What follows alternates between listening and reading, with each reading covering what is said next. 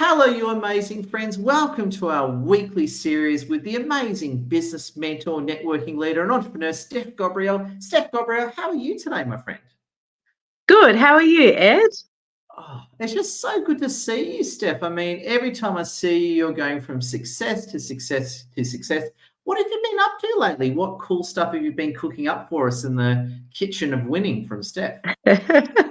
So there's been a few things going on, Ed. As you may have seen, I had my first TV interview yesterday, which was quite it was exciting, but it was very nerve-wracking as well. And I also, what else have I been doing? I just presented today at one of my communities, which was great.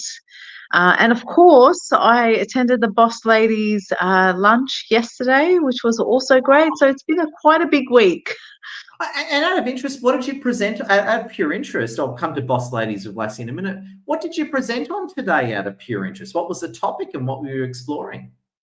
Sure. So I presented on processes, systems, and automation in business. Oh, well, what a perfect segue. What were some of the things you presented on today? Because we'd love to hear from you. What are some of your big tips on automation and systemization and all that awesome stuff? Yep. So with processes, I think it's really important for every business to have them laid out, sort of things, and that's because if your business is going to grow, you're going to need those processes for your team. It gets everything out of your head, and it helps run the business a lot more smoothly. With systems, they've got to they sort of, it's like the bread and butter. You got your processes and your systems.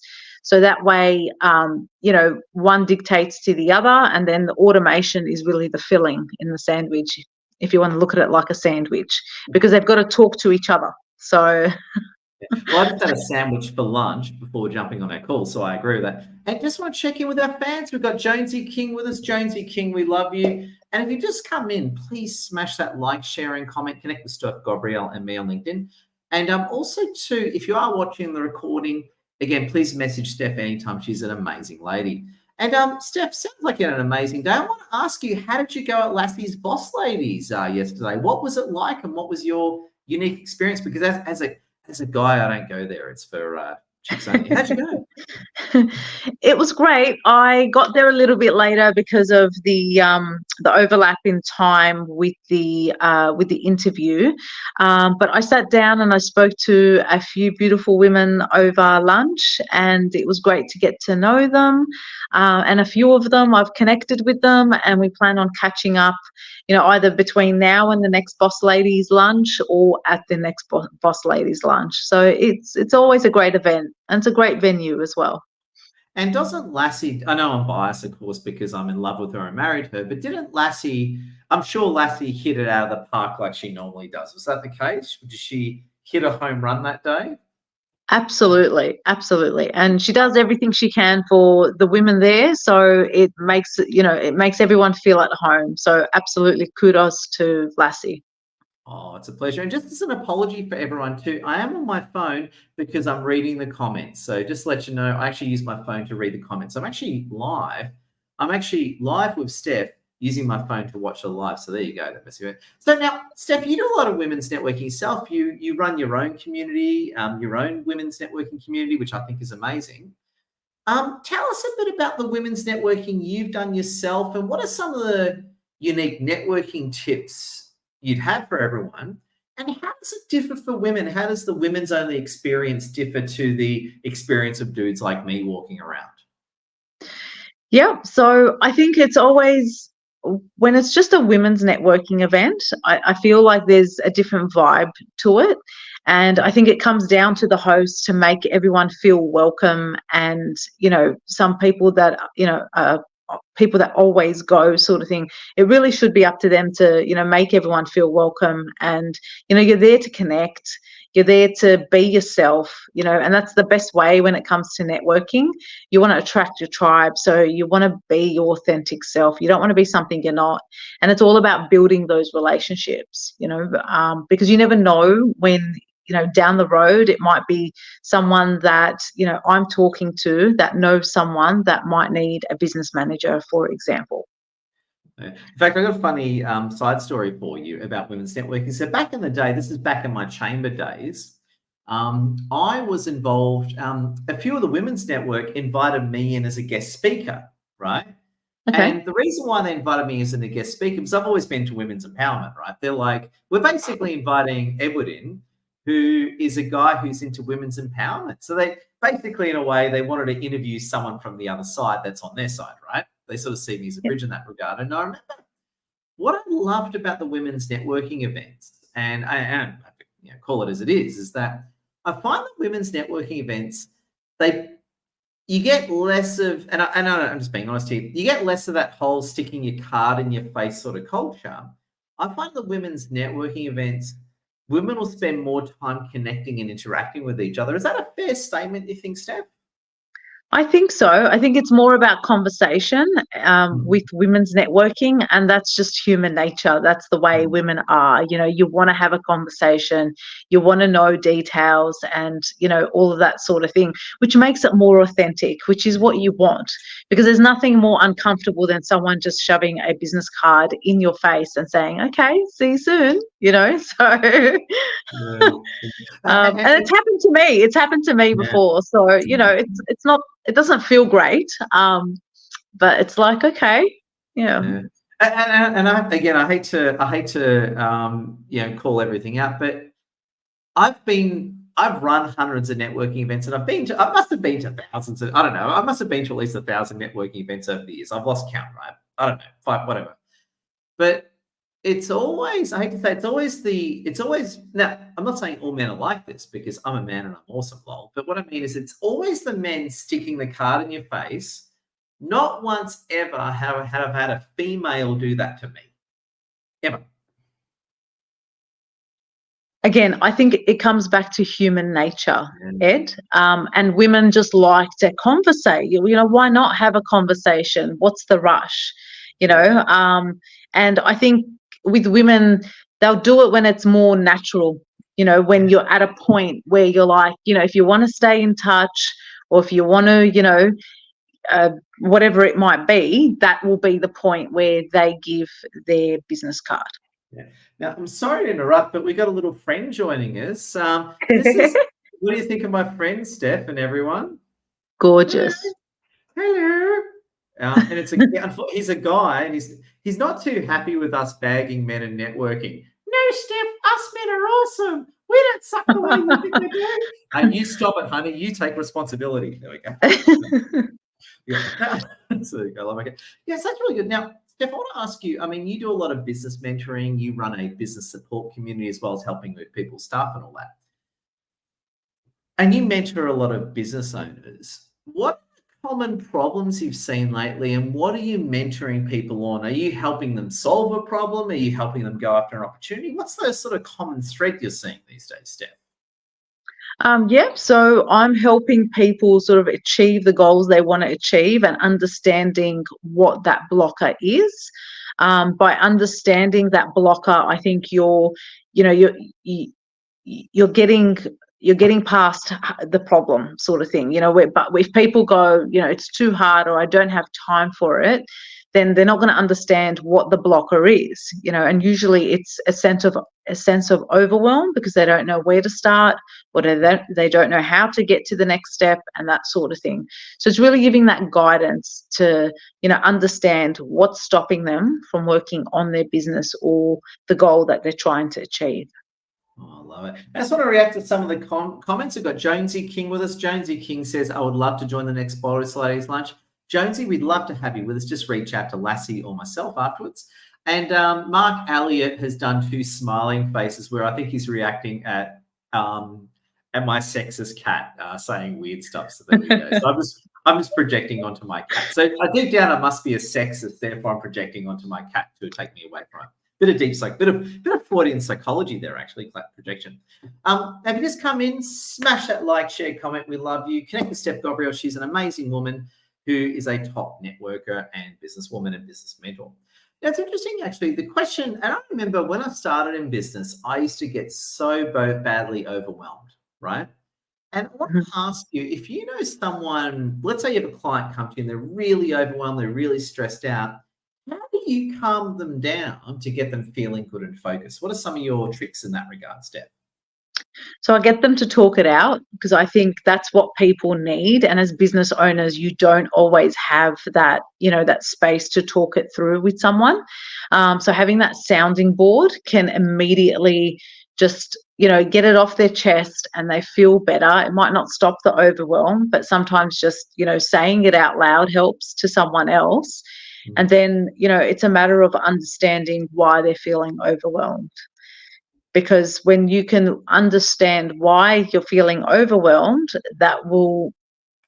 it will put you in a different sort of mindset. It will make you go, okay, this is why I'm feeling this way, and this is what I need to do to stop feeling this way. And what are some of the common causes of overwhelm? Like, where does it come from, Steph? What's the feeling that's manifesting that's causing the problem in your experience? Well, it's the fact that they know they need to get something done and they're not getting it done. Yeah. Right. And then it just builds, and then it builds and it builds, and people keep putting it off, and then it's like, because it's not a priority, but then it gets to a point where it's past a priority, and then they've really got to, somehow just get into it, sort of thing. And start the work. Oh, brilliant, Steph. I've got to say, I love where you're going. The other thing I want to ask you about as well, Steph, because I know you're an absolute master of this, is leadership. You help people with staff, outsource staff, you help people with hiring. Tell Mhm. us a little bit about leadership. So motivating ourselves is one thing, but what do you say to people who managing staff, managing existing staff, managing not so good staff? Give us some general tips on leadership, as I know you do this a lot in your business and used to do this a lot back in your corporate day. Love to hear your thoughts. Yep. So as a leader, you need to invest the time in your team. Okay. So you need to be building that rapport. You need to be, building on those relationships, so that way you're building that trust with them. Okay. Because they're not going to just trust you off the bat. That's got to come with time. So it's really important for them to know that they can come to you if there is an issue, or if there is something they need to talk to you about. This is why you build a relationship. And then once you've built that relationship, then people will come on their own if there is something that they need help with, or there is something that, they need to do and they need that guidance.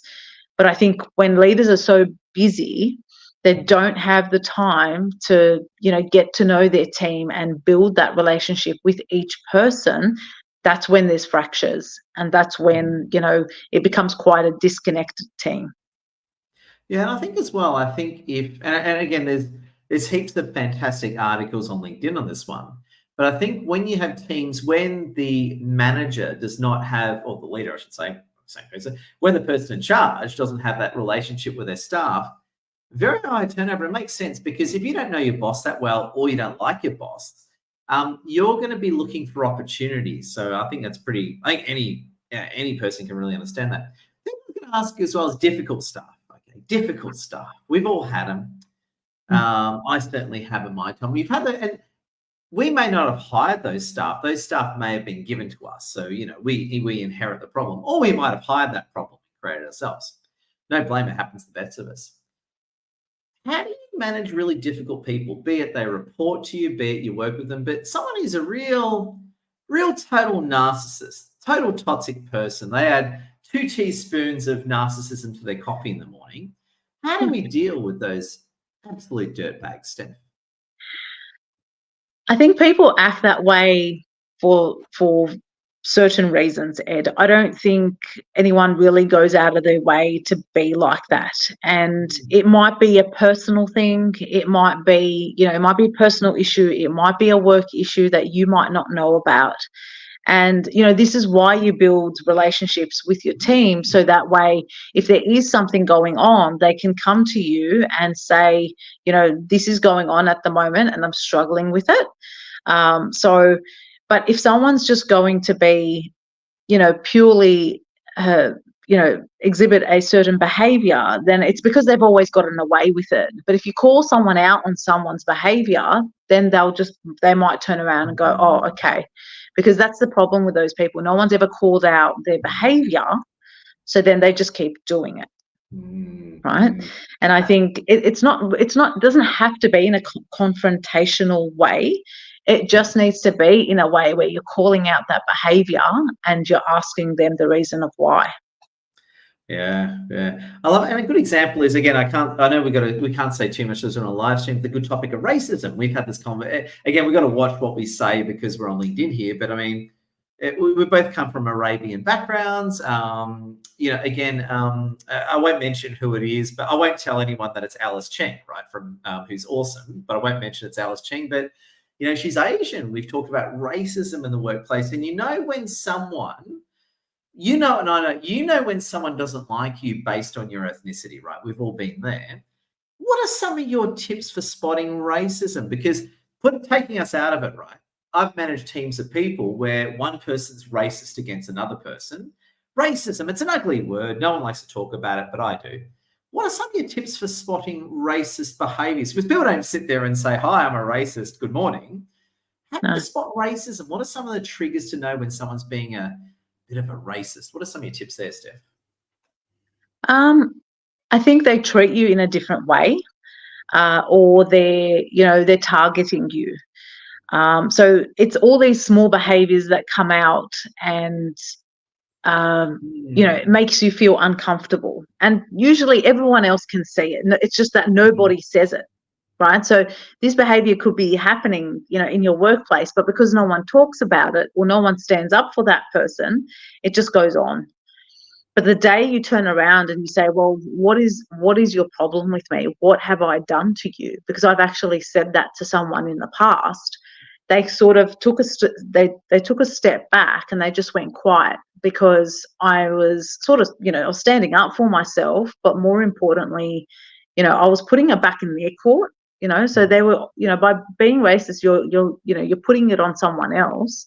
But then by saying to them, what is your deal? What have I done to you?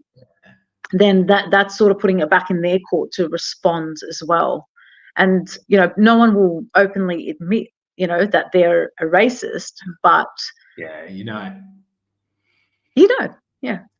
I remember one of my really good friends, some time back, what happened to her, she was in a business magazine, and I won't mention who it is just to protect their identity, but what it was is they were in with a bunch of white people, and she was one of the ethnic people, and they put her last ahead of all the white people. It was very obvious.